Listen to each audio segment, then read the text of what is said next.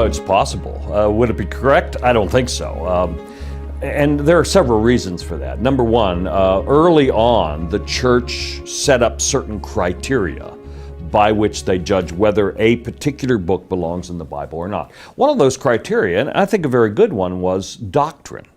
Are there books that teach things that are contrary to what we know the Bible teaches? And the Gospel of Thomas is a great example. Yes, the Gospel of Thomas teaches us things that are not a part of the Gospel of Matthew, Mark, Luke, and John. The Maccabees, for example, the only place in any ancient writing that talks about praying for the dead is in the Maccabees. Now, the Bible often talks about once Job is filled with references to once you die, you are done. Now, we understand resurrection after that, but what he is saying is, you can't pray for me after I'm dead because my life is gone. If then there are books that do not contain accurate statements that we find in Scripture, we have to assume those books don't belong in Scripture.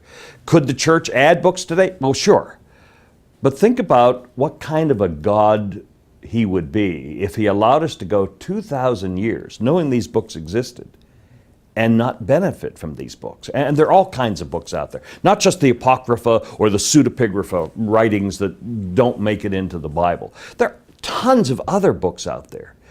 How ethical would God be if those books existed and he let us go 2,000 years without the benefit of reading or believing those books?